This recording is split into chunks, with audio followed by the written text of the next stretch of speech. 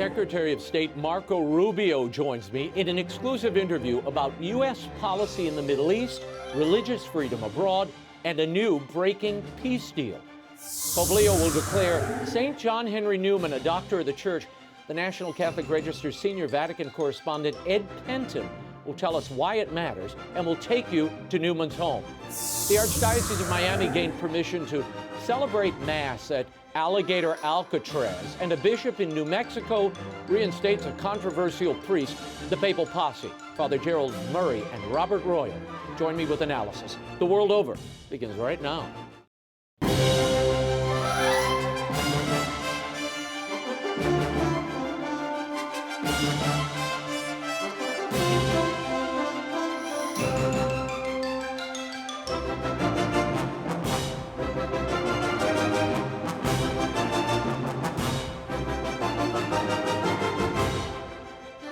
Now, Raymond Arroyo. A warm welcome to all of you joining us in the United States and the world over. An important show for you tonight. If you'd like to drop a comment, send one to me on X. I'm at Raymond Arroyo and at Arroyo Grande Show on YouTube. Now to my first guest. He's a former U.S. Senator from Florida, a former presidential candidate, and the 72nd U.S. Secretary of State. I sat down exclusively with Secretary Marco Rubio to talk about the first 200 days of the administration, how he manages to run 4 separate offices, and he announces for the first time an historic peace deal with Armenia and Azerbaijan. This is your 200th day, by the way, of the administration, which we'll talk about. But my first interview on this mezzanine, I've never done it before. You've never done it here? No. I've seen people do media reports for years from here with a background, and now I get to do one myself. You've never done an interview here? Not in this place. Wow. I love that. Cool. Well, it's the perfect backdrop and fitting for a day of celebration. Mr. Secretary, you are the Secretary of State, the Acting Secretary of USAID, the Acting Secretary of the Archives, and you're the National Security Advisor. My first question is, A, how do you balance all that? And secondly, have you seen your wife in person in 6 months? I saw her in person today, actually. Oh, did you see that? Not bad at all, yeah. Well, USAID is largely folded now. The foreign aid part of it is under the State Department now, so it assumes that responsibility. That really is where it always should have been. The National Security Advisor and the Secretary of State roles are very intertwined. In many cases, it's the same issue. Of course, it's always funny to read a memo from the Secretary of State to the National Security Advisor, and so well, consider him informed. You know, That's right. You have an insight into him in a deep personal way. And then on the archives, you know, of the ones it probably takes the least amount of time. But the good news is we haven't lost any historic documents, so they're all in place. They're all there. This is always a good thing. Well, here the other piece of this is describe to people very briefly. The National Security Advisor, in times past, that individual and the Secretary of State often were at loggerheads, and it became a drag at times on the policy being advanced. Sure. Was that part of the thinking here? Let's consolidate this too. I'm not sure that was the thinking per se. The president had made a decision about making a change, and he wanted the National Security Council restructured and tasked me to do it, and that's what we've done. And so look, the way to think about it is our agencies, our cabinet, Senate confirmed cabinet members and Treasury, at the Department of Defense, at State, et cetera, that's our orchestra. And the job of the National Security Advisor is to be the conductor of the orchestra, to make sure that everyone, you know, the president picks the music, the instruments play off the same sheet, and it's the job of the conductor to make sure everyone's playing, that every instrument's playing correctly and playing together. So it's sort of a coordinating role. Big news this week. Steve Witkoff, your ambassador, special envoy, met with Vladimir Putin. There's now going to be a meeting between the president and Vladimir Putin. What do you expect from that meeting? What are you hearing? And what's been your contact with Zelensky? Well, so hopefully there's a meeting, and I think the president's willing to have one. I think Putin indicated a willingness to have one. Obviously the meeting has to be about something. We're going to have to make some progress here before a meeting like that would be fruitful and worth doing. And so Did for the Putin first offer time, anything to Witkoff? Well, let me just say that. Obviously, I'm not going to get into the details of everything that was discussed there, but for the first time in this process, there's at least some understanding of what the Russians would need in order to stop this war from a diplomatic standpoint. Now, I'm not claiming that what the Russians would need and what Ukraine would need are the same. Right. There's a difference, and there's a gap there. And the question for us now is, and we'll be working on that even today, like as soon as I leave here, can we bridge the gap between the Ukrainian side and the Russian side on this close enough so the president can come in as part of any sort of meeting and maybe be the closer on this deal? Has anybody, I mean, did they talk about a ceasefire? Is that in the Well, war? I don't think the specific about, obviously the goal here is to end the war completely. Now you could talk about the notion that it's very difficult to negotiate details of a peace if you're still shooting at each other. We've always found, like for example, very recently now with Thailand and Cambodia, the talks in Malaysia were about a ceasefire so they could then negotiate sort of a more permanent deal. But as long as you're shooting at each other, it's hard to negotiate peace permanently. So that's going to have to be a precursor to any We've always real felt meeting. it is. Yeah. Like, look, if we can arrive at a final deal and it's over completely, that would be great. We'd prefer that, a permanent ceasefire. Yeah. But sometimes you need an interim ceasefire simply to get everybody to the table and to talk. Because I've seen in the past, you have talks going on, something blows up somewhere, and people just walk away from the table. Well, let's hope that doesn't happen this time. The president of Switzerland was here yesterday. She flies in, emergency meeting, to meet with you, trying to head off these 39% tariffs that are coming her way. It looks like she didn't get a reprieve from them. Well, I certainly don't do the trade negotiations, although I've been in many of them, but I'm not the person in charge of that. That's our team of Howard Lutnick and Jameson Greer and Scott Bessent that have been doing that, and then ultimately the president. Yeah. So they came in to make a counteroffer or a new offer to our trade negotiators, and as part of that, they're in town. We definitely want to talk about, they're a good ally, they're a good partner of the United States from a bilateral diplomatic and geopolitical standpoint, but obviously the issue of trade came up, and I encourage them to make the best offer possible. In the end, every successful trade deal so far has been the president coming in to close it. So you can get a deal close enough, but then you got to sit in front of him, whether it's their president, their prime minister, or their chief trade negotiator, and close it out with the president. There was something you did early on, in February, I think. Your State Department designated 6 cartels in Latin America as terrorist organizations. How did that change the way, the interaction between these cartels and the United States, and who made that decision? Well, the president makes a decision, on our recommendation. Here's the thing: we cannot continue to just treat these guys as local street gangs. They have weaponry that looks like what terrorists, in some cases, armies have. They control territory in many cases. Those cartels extend from the Maduro regime in Venezuela, which is not a legitimate government. We don't recognize the Maduro regime as legitimate. It is a criminal enterprise, all the way to the various different cartels that operate in Mexico. And in between, you find them in Ecuador, you find them in Guatemala, you find TDA, what people would call street gangs, but actually are operating as criminal enterprises, but very well organized ones. So what it changes is it gives us legal authorities to target them in ways you can't do if they're just a bunch of criminals. It's no longer a law enforcement issue. It becomes a national security issue. Has it changed their behavior at all? Well, I don't know if it's changed their behavior yet, but their behavior is going to have to change one way or another. But it allows us to now target what they're operating and to use other elements of American power, intelligence agencies, the Department of Defense, whatever, to target these groups if we have an opportunity to do it. We have to start treating them as armed terrorist organizations, not simply drug dealing organizations. Drug dealing is the kind of terrorism they're doing, and it's not the only. You know, they also are into human trafficking, they smuggle anything, and there's been nascent cooperation between them and some international terrorist organizations in the past which pose an ongoing danger to the United States. Let's talk for a moment about the Israeli-Gaza Hamas conflict. It looks like Benjamin Netanyahu wants to occupy Gaza, and Hamas is saying there'll be no ceasefire.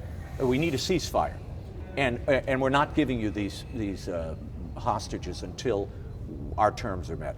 Where is the United States on this? Is occupation of Gaza the right way to go right now? And what about the humanitarian crisis? Let me say, ultimately, what Israel needs to do for Israel's security will be determined by Israel. I can tell you the way to break this out is there are 3 problems there at the same time. Number one is the one that's getting almost all the media coverage, and this is the humanitarian problems and that we're seeing there. And there, no one wants to see that. And the United States stands prepared to contribute towards any real effort that will actually get food and medicine and life-sustaining aid to people on the ground in Gaza. That's number one. The second is that there are 20 innocent people being held hostage and starved inside of tunnels. Unfortunately, there aren't daily cameras down there covering that, and so you don't see the mainstream media covering it. But there are 20 people that have done nothing wrong that are being held as hostage, and we saw the conditions that they're living in the other day. And the third is that as long as Hamas exists, particularly exists as an armed organization, there will never be peace in Gaza. because that Hamas is not going to suddenly change and go into another line of work. Their line of work, their reason for existing is they want to destroy Israel. They want to drive every Jew out of the Middle East. That's their goal.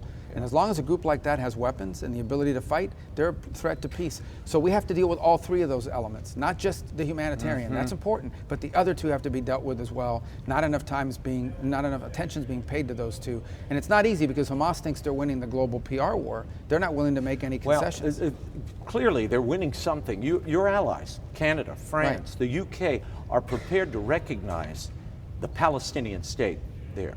Well, if you notice that the talks with Hamas fell apart on the day Macron made the unilateral decision that he's going to recognize a Palestinian state.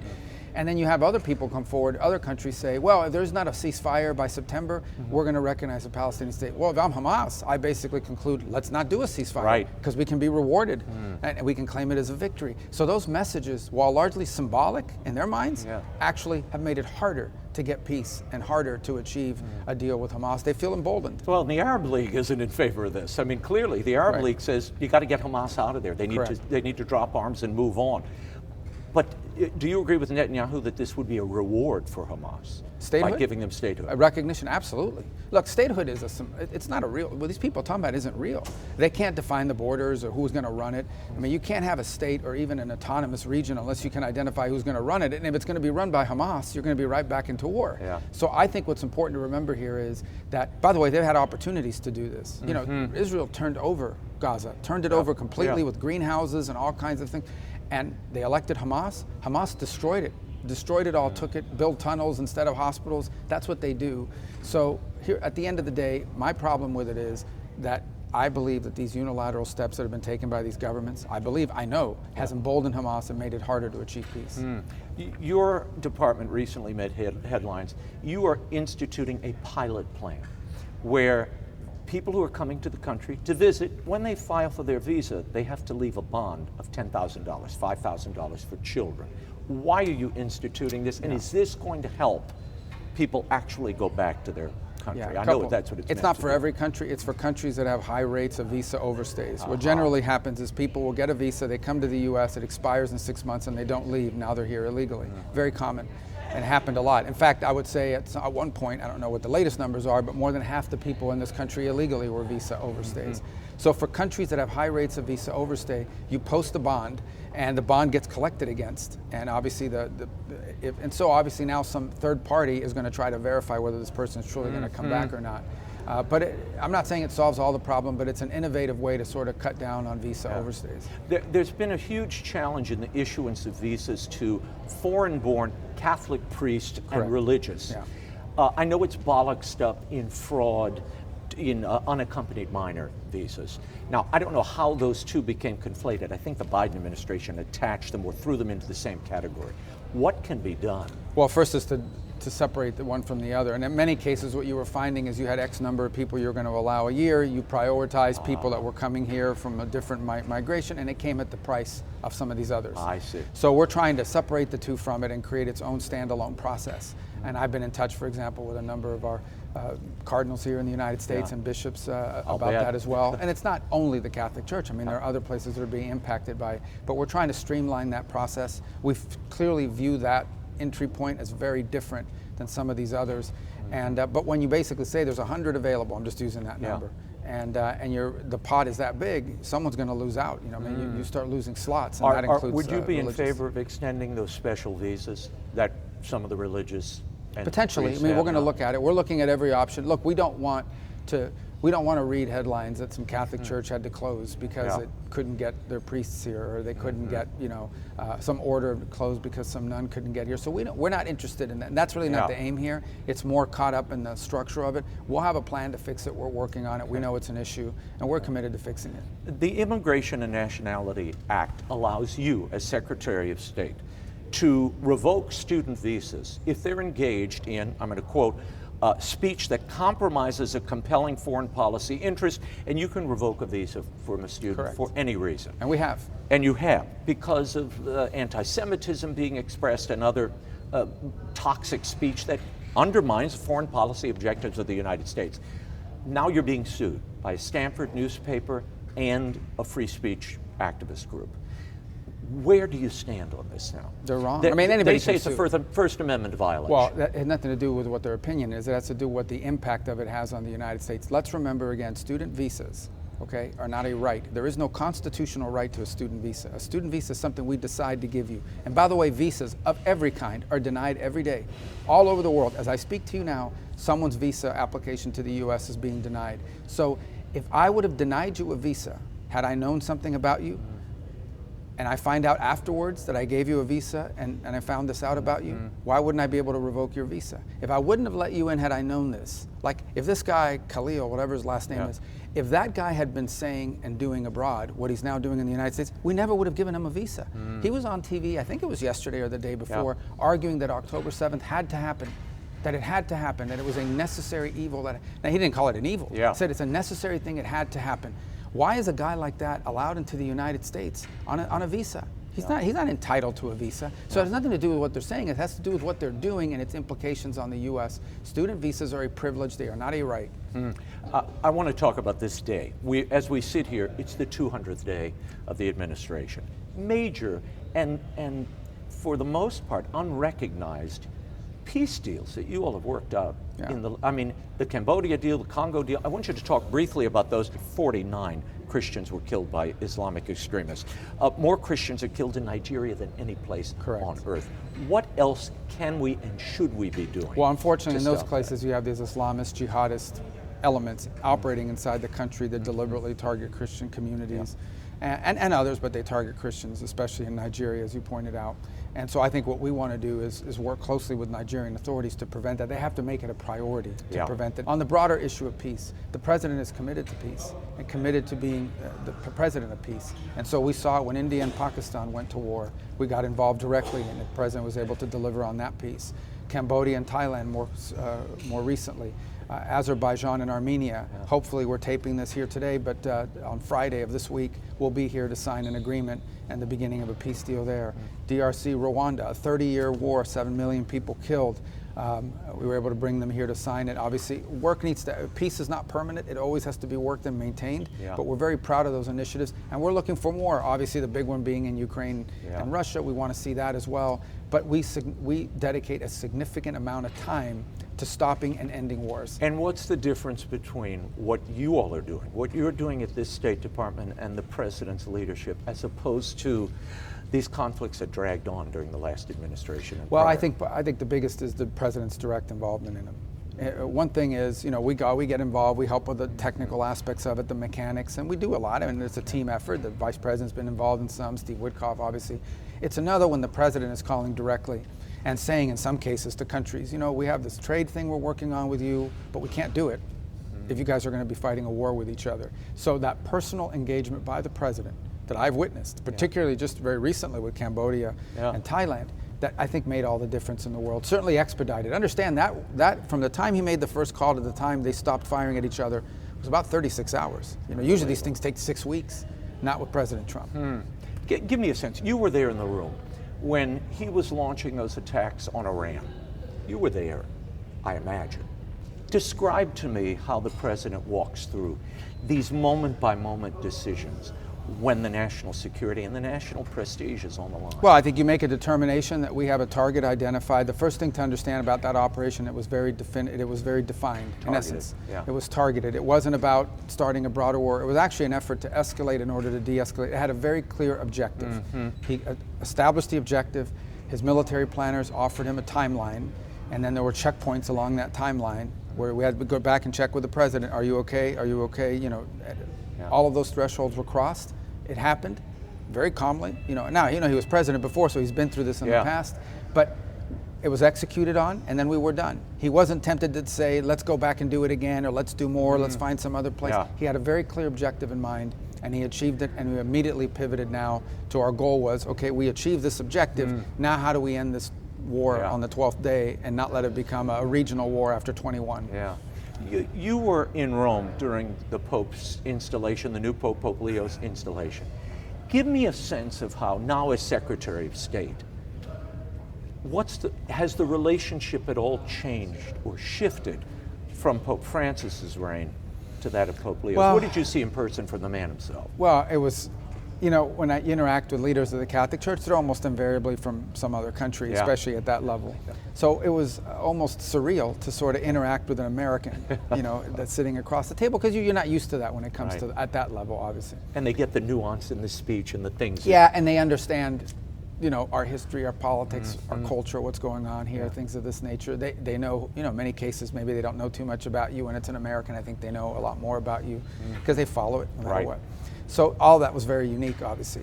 But I would say that right now, you know, it's been new, and the papacy, it's, you know, they've only been there for less than 100 days. So I think that's still establishing itself, and he'll have to make decisions about. So right now, I think it's good. I mean, we have good communication. We've talked to the church, for example, extensively about Gaza. When a church was attacked there, we were able to facilitate visits there. There's a cardinal now that's in Gaza at that church permanently. I mean, kind of not, I wouldn't say trapped, but he's certainly there. We've been in communication with them on that. So it's a good relationship, but it's new. It's a new papacy. It's a new direction. And I think, again, I'm speculating because I'm not in the conclave, but I think one of the things that the cardinals probably chose is someone that sort of could provide a period of stability and consistency as the church faces a myriad of challenges around the world, and can both reach out to areas where the church is growing, but also sort of reinvigorate the church in some places where perhaps it's struggling. I remember in 2019, you gave a speech at CUA, just up the street here, Catholic University of America, and it was on the last Pope Leo. And common good capitalism. Common good capitalism. This seems to really resonate with this new Pope. I think so. We didn't get into depth on it, obviously, but did you talk about it at all? Well, I mentioned it, and I made sure they had a copy of it because the speech was back in 2019. But I do think that Catholic social doctrine, which is highly intellectual, has a lot to offer, even non-Catholics, in terms of forming. At the core of it, right, is the belief that is the market the tool or the purpose. I don't think the market is the purpose. I think the market is a tool. The purpose is providing people meaningful work, an economy that grows, but grows by creating jobs.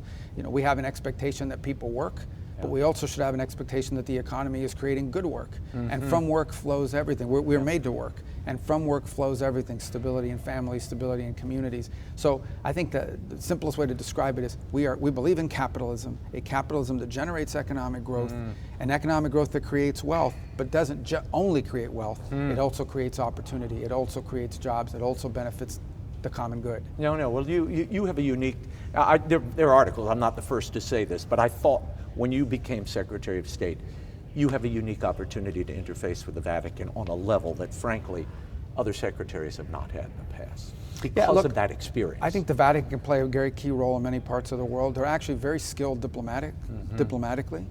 In the end, their number one goal has to be, I wouldn't call it the national interest of the Vatican, but the church and its presence in different places. I know they're deeply concerned, for example, that the church is being heavily persecuted in Nicaragua, as an example. So they're always concerned about the church in China, which has been a point of friction with the U.S. government in the past. But I mean, they're important, and they've offered to get involved in any way they can on bringing about peace as a forum or as a facilitator. So these are things maybe we'll be able to work on. Very quickly, a couple of cultural things. Howard Stern looks like he's losing his show. Stephen Colbert has lost his show. What's happening culturally, and how is this president a part of it?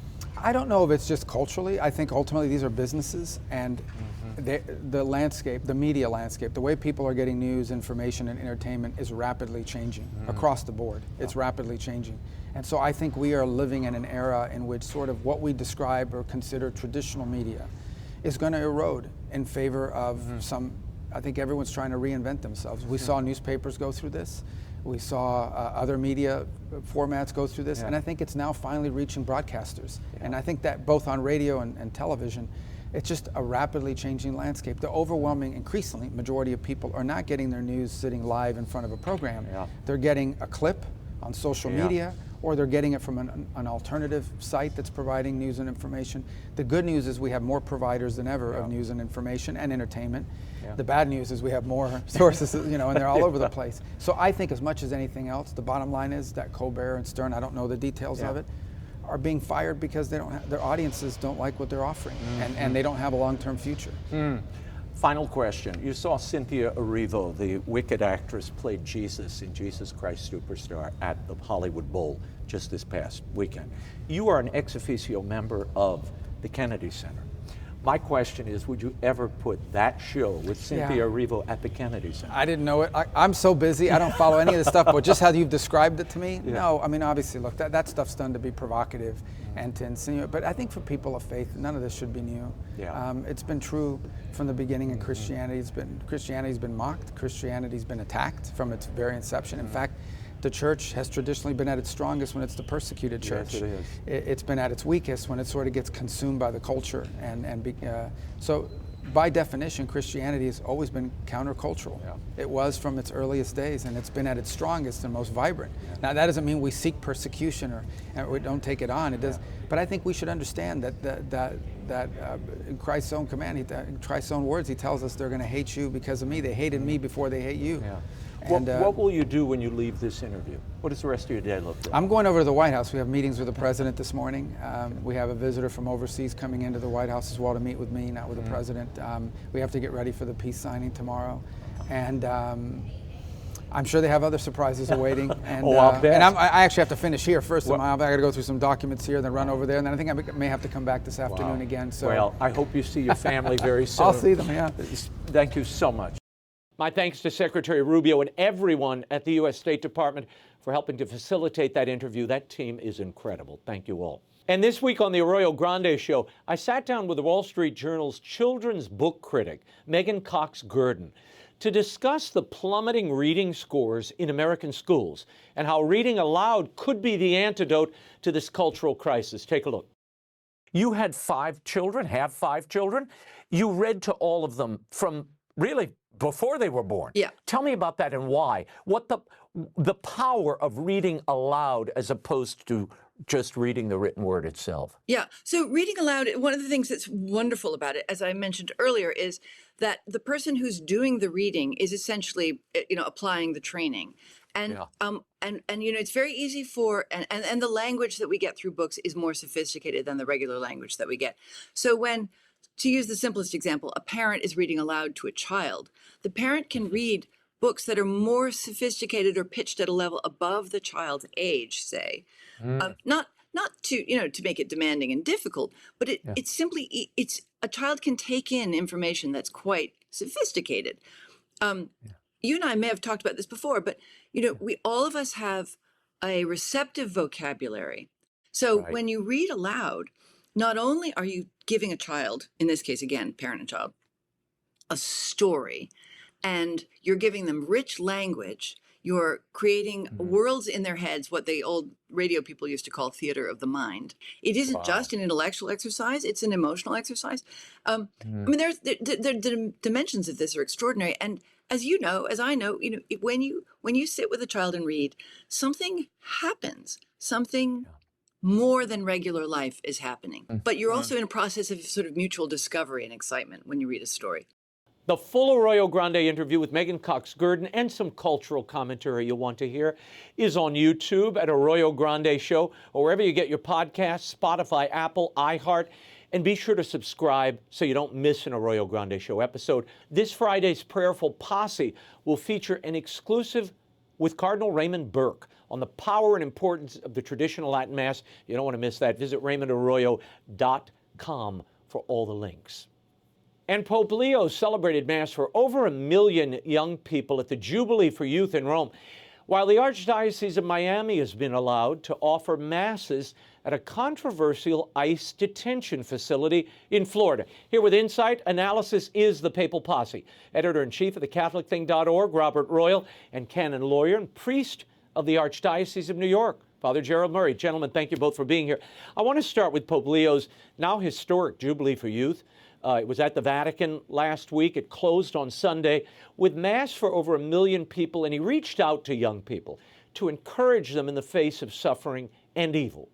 And he says, my young brothers and sisters, you're the sign of a different world, that a different world is possible, a world of fraternity and friendship, where conflicts are not resolved with weapons, but with dialogue. Father Bob, your thoughts on this gathering and the crowds that assembled for this new American Pope? I was very happy to see such a large turnout because this is the beginning of the new pontificate, and I'm sure a lot of people were motivated to travel to Rome to be with Pope Leo. So I think that's wonderful. And of course, having read some of the accounts of what went on, the priest chaplains that were with them were very impressed because during Eucharistic adoration, there was true silence among all the young people. And many confessions were heard. Priests had to go sit for a couple extra hours. So this is a sign that the young people truly are seeking what the church offers, which is salvation in Christ. And the means of salvation primarily include the sacraments, the gospel being preached, and charity being lived. And that's what these young people were doing. Bob, I loved his message. He said, if you really want to know God, have him accompany you. You have to meditate on his word. You have to read his word and absorb it, which I thought was interesting and powerful for this group. Yeah, I mean, just the mere fact that you can assemble 1 million young people in the Catholic Church, which is supposed to be yesterday's news and, doesn't appeal to young people in the current cultural environment. I think that already says something. I was reading, it didn't get tremendous secular coverage, but it did get some. And I was impressed by the way that some of the secular reporters would say that they were shocked because they went there and they expected the kids would be playing guitars and listening to rock music, but they actually prayed.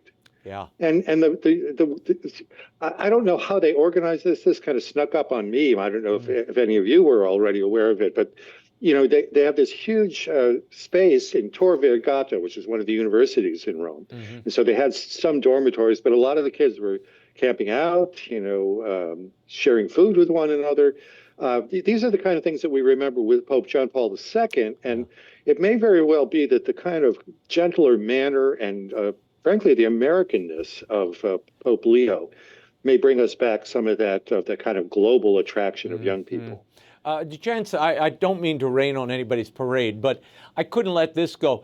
In St. Peter's Square on July 29th, there was one of these Jubilee for Youth liturgies, and a cadre of Eucharistic ministers of Holy Communion were part of this Jubilee celebration.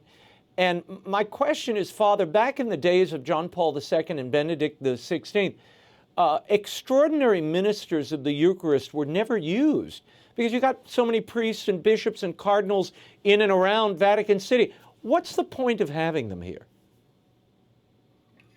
Well, I was surprised that they were using extraordinary ministers of Holy Communion precisely because if there's a place where you can find priests to give out communion, it's Rome.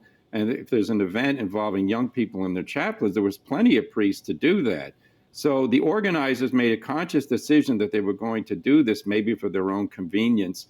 But there also could be an agenda because, of course, there are those who say the church is unfair because we can't ordain women in the Catholic Church. So what do? Well, we have Eucharistic ministers. It's sort of a substitute recognition that women should be involved. That's not the purpose of extraordinary ministers of Holy Communion. They're only meant to be used where priests and deacons are unavailable and where there would be a great lengthening of the time for the distribution of Holy Communion in the absence of some assistance. So this was a big mistake. I remember the days when Rome was issuing documents criticizing or telling priests and dioceses, you can't have the priests drinking coffee in the rectory while Eucharist ministers are giving out communion at Mass. And if there was ever a case where there were priests sitting down, it was at this event. So that shouldn't have happened. Yeah. For a moment, I saw the wide shot first, and given the hair color of that lead minister, I thought maybe McDonald's was the sponsor, but I'm not going to press that. Gentlemen, Swiss Cardinal Kurt Koch spoke out on the liturgy wars this week. He's quoted in the Austrian website, cath.net, and he said this about the traditional Latin Mass. Pope Benedict XVI has shown a helpful way by believing that something that has been practiced for centuries cannot simply be banned. That convinced me. Pope Francis has chosen a very restrictive path in this regard.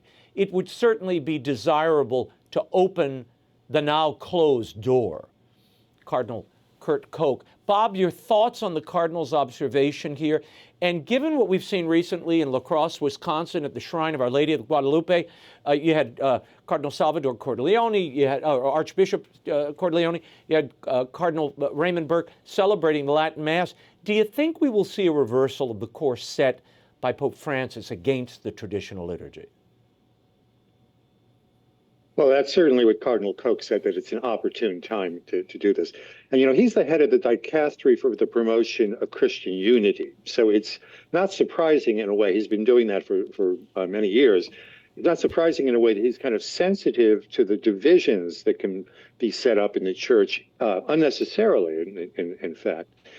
And the fact that the Latin Mass, as we know, was rather banned or at least curtailed under Francis on unfortunate circumstances, I think that it's inevitable that Pope Leo is going to have to deal with this. We've said this on several times in the past, but I think that the momentum is starting to grow in that direction. Yeah. And I always go back to that view of Pope Benedict, that we should allow as much variety within the church as is licit, as is possible within orthodoxy. And so to just hive off one part of the Mass that was part of the church for hundreds of years, it just makes no sense. And if it's true, as I think it is, that the young people that we're seeing at Tor Vergata and other places are finding enrichment in that Latin Mass, why not do it? Yeah. Yeah. I want to move on. The Archdiocese of Miami and Archbishop Thomas Wenski celebrated its first Mass recently at the illegal alien detention facility that's become known as Alligator Alcatraz. Wenski said, "I'm pleased that our request to provide for the pastoral care of the detainees has been accommodated. We were able to respond to a request to provide similar service to the staff who reside in the facility." Father, despite the politics of the situation, allowing the Archdiocese to provide that kind of spiritual care to everybody there seems like a good idea. No, I praise the Trump administration for allowing this, and this is in line with what the U.S. government does with other institutions. We do have prison chaplains, we have hospital chaplains in federal hospitals, such as for the military.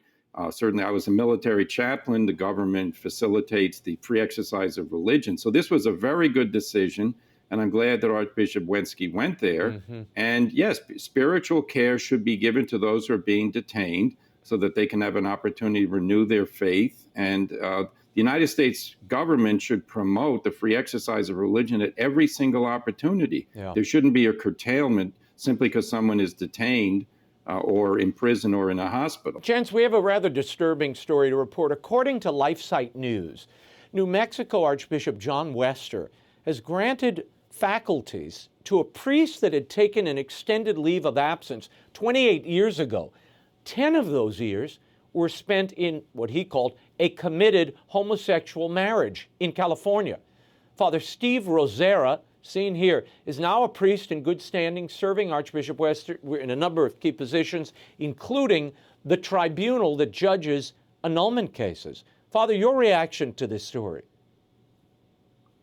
No, this is a very disturbing story because for a number of reasons, one of which, of course, I read the account of this story on LifeSite. This priest is a homosexual propagandist. He's propagandizing for the homosexual movement in the church. So it's an indication that the lifestyle that he lived, in complete contradiction to his priestly ministry, and therefore he, left the priesthood in a sense. He was on a leave. He was never laicized, apparently, never sought that. But now he's coming back and he's taking advantage of the pulpit and the diocesan offices that he has in order to promote immorality. This is really bad, and it sends a terrible message to the whole church, which is a priest who leaves a priesthood becomes a public sinner by engaging in a publicly, it was a civil kind of union that he got into. And we've never heard about any public repentance on that part of this priest for what he did. And now he's just operating as if nothing happened. This is really a disaster. I think Bishop Wester should completely review this decision. This priest should be withdrawn from any offices that he holds. And if there is repentance, then he should, the priest should make a statement publicly that he repents of his evil lifestyle and that now he will do a time of penance before possibly returning to the priestly ministry, but certainly not as an exalted official in the diocese. Yeah. Bob, what did you think when you saw this? I mean, couldn't they have made him the diocesan gardener or something? Why on the marriage tribunal of all places?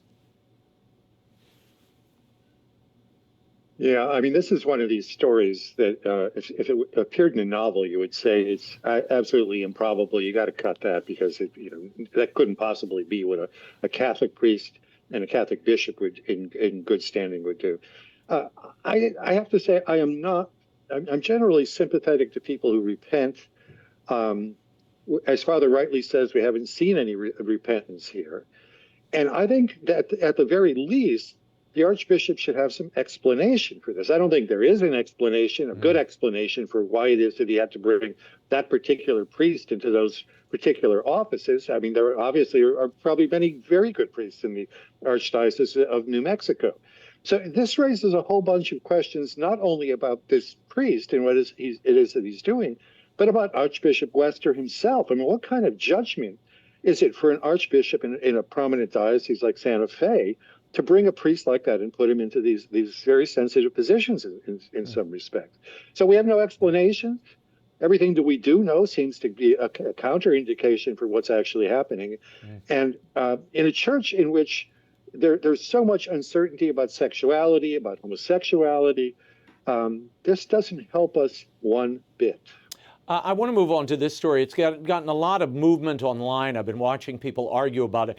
Catholic influencer Lila Rose posted on X this week, and she cited a case in Tennessee where an inmate on death row had been recently executed, and she mentioned he was crying out in pain, after lethal injection.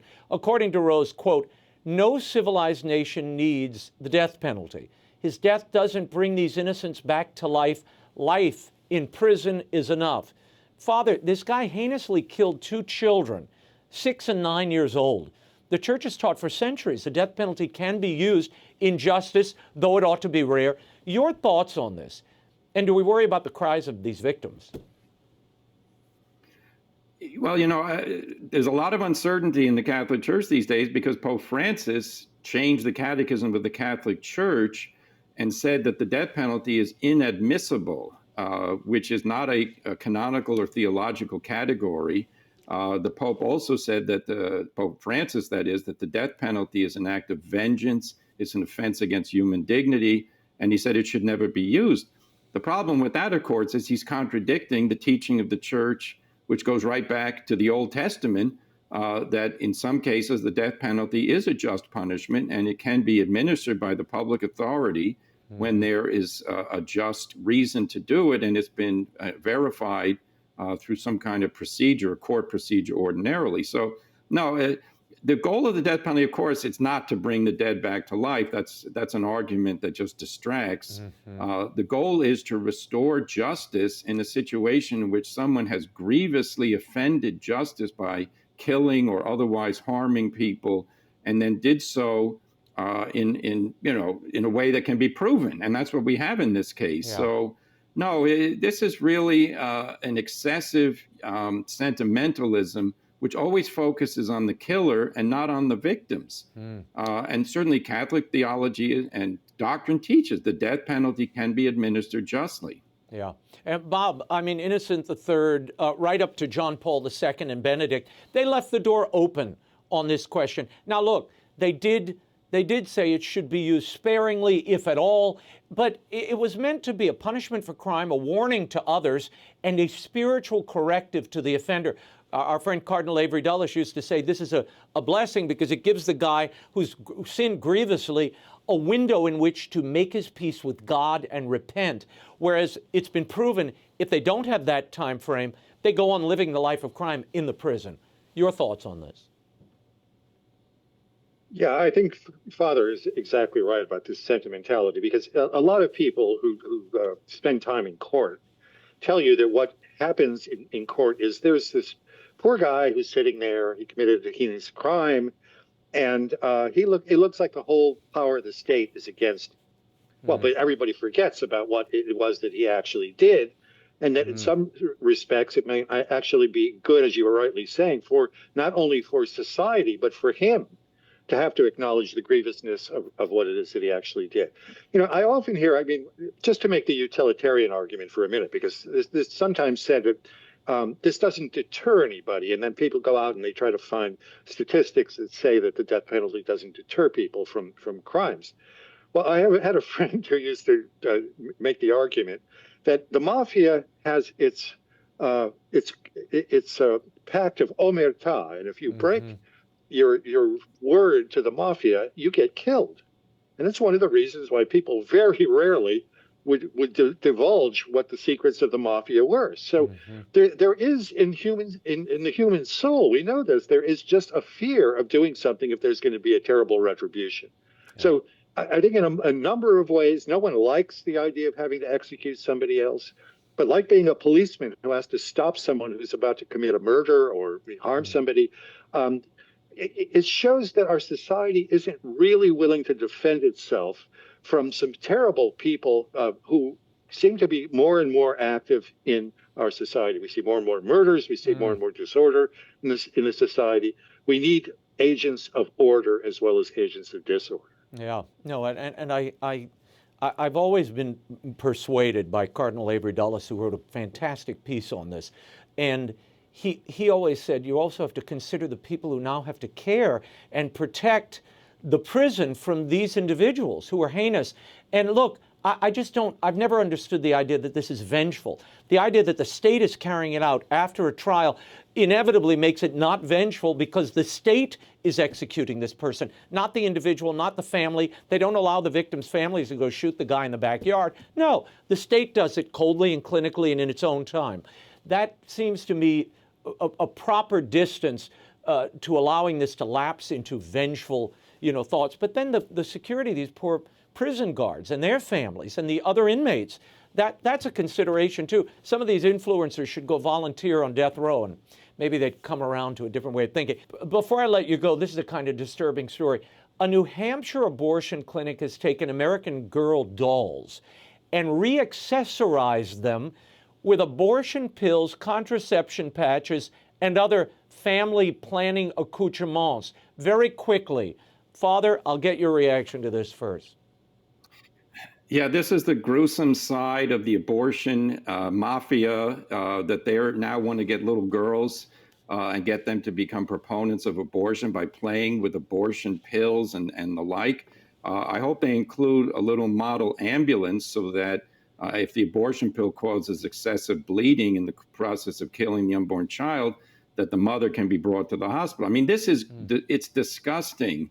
And this is precisely the kind of corruption that the abortion industry engages in.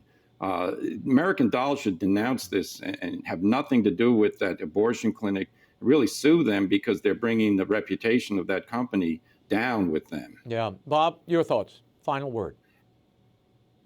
Yeah, I'm going to quote an authoritative source. Better that a millstone will be hung around their neck and being thrown into the sea. I mean, why take innocent young girls in that direction? We used to think that abortion should be safe, legal, and rare. And now we're thinking that it should be introduced at an even younger and younger age. What a world. Yeah. Well, gents, we will leave it there. For commentary from Robert Royal and Father Gerald Murray, visit thecatholicthing.org. And don't miss the Prayerful Posse dropping Friday on the Arroyo Grande Show YouTube channel or wherever you get your podcasts. Gents, safe travels. Great to see you both. The Vatican announced this week that Pope Leo XIV will proclaim St. John Henry Newman, Cardinal Newman, a doctor of the Church. How significant is this decision? And what do the 19th century teachings of Cardinal Newman bring us in the 21st century? For more, we're joined by Senior Vatican Correspondent at the National Catholic Register, Edward Pentin. Ed, thanks for being here. Newman becomes the 38th Doctor of the Universal Church. This will be one of the first acts of Pope Leo's new pontificate. What brought about this decision to elevate Newman now? Well, he's been seen as, for a long time, as obviously somebody who really does promote sound orthodox doctrine. And so there's been a chorus of opinion trying to get him to be made a doctor of the church, which of course that means that's a sign that that the person is a good bastion, if you like, of orthodoxy. And that his teaching is good to be known, and so that's really the reason. And it's been petitioned by particularly the Bishops' Conference of England and Wales, but also in America as well, the bishops in America and others, scholars worldwide. So it's a culmination of all of that. Yeah, and there's a nice connection here between papacies and they're between when he was made a saint to now. What's that connection? What do you see there? Well, yes, of course, his personal holiness was key to this as well, and he has a great record of that. Of course, becoming blessed and then canonized in 2019. So all of that is connected with that, and it also connected, of course, with his teaching, which is seen as very relevant to today. And we can go into that if you like. But there's various elements of his teaching which many feel is very important today, considering that he had to deal with liberalism in his day, but now, of course, it's taken on a whole new meaning. But his teaching is still very relevant to that. How is this being received in England? And what I was talking about before is Leo XIII made him a cardinal. Now Leo XIV is making him a doctor of the church, which is kind of a nice symmetry there. But how is this being received in England? Very well, yes. I mean, it's as I say, it was kind of expected. It was sort of, as I say, the fruit of this process. But it also comes at a time when there's a certain revival, signs of a revival, of a Catholic revival in the country. And so it all sort of coincides with that. And very many people think that it's going to help us galvanize that in some ways. Perhaps it's going to bring focus to England and to the teachings of Newman in bringing about that, on furthering that revival. So it's all very timely in that regard. Yeah, I traveled to your native homeland in 2010, just prior to Pope Benedict's historic visit to the UK. And while we were there, we visited the Birmingham Oratory where Newman lived. Take a look. Father Richard Duffield. And he took us on a tour of Cardinal Newman's rooms. These rooms have not been touched since he died in 1890. Take a look. In 1890, and it's unchanged since those days. We've dusted a bit. Well, I hope so. But otherwise, it's as he knew it. Everything in the same place, the desk, the chairs, all as he knew it. The lamp on his desk, the two lamps on his desk, one of them, and we're no longer sure which, was given to him by the Prime Minister, Mr. Gladstone, because he used to write letters about matters of church and state to Gladstone. And you thought it was this one? When I was a novice and did this guided tour almost every day, I always told everybody it was that one, because that's what I was told by one of the elder fathers. But now I've noticed that the novices say it was this one. And we've not found any proof. We'll have to have a look and see. Okay. So the room is unchanged and the books are as he would have known them. In fact, on this shelf you have the uniform edition of his complete works, so you can get a sense of just how much he wrote. And that doesn't include the 17,777 letters which were published, of course, after his death. And you have all of those here. They're all here. I'll show you in a moment in the archive where they're all kept in big boxes. Oh. Now tell us about his prie-dieu over here where he prayed. Over in that corner is his little prie-dieu with his crucifix and his rosaries. We're going to give one of the rosaries, which has a medal of St. Benedict on the end, to the Holy Father as a gift when he comes. And the crucifix is actually going to go and hang in the shrine, because I think it would be good to have the same crucifix that Newman used to be the crucifix of the altar. And so when the pilgrims come, they're praying before the same crucifix that Newman prayed before at his prie-dieu every night. A little bust of St. Philip, a little timer to time his prayer too, you'll notice, all there above the prayer desk. And then we'll go around behind, because oratorians only have one room usually, and they sleep there too. When Newman was made a cardinal, in those days a cardinal was supposed to reside in Rome unless he was a diocesan bishop, which Newman wasn't, of course. And Pope Pius IX said, well, so long as you live in the state becoming a cardinal, you can stay in Birmingham, but you must have your own chapel with its own little dome. A cardinal's private chapel must be set up for you. So while Newman was in Rome receiving the cardinal's hat, the fathers gave him a room next door as a bedroom, and built a partition and made a chapel. So the chapel is on the other side where the bedroom once was? Yes, the bed was once the other side of this partition, and then they built this wonderful chapel for the cardinal, with its baldacchino. That's the state becoming a cardinal. The picture of St. Francis de Sales, because he was an Oratorian before he became the Bishop of Geneva, and Newman chose his motto as a cardinal, Cor ad cor loquitur, which came from the works of St. Francis de Sales, from the treatise on the love of God. And so Newman had great devotion to him.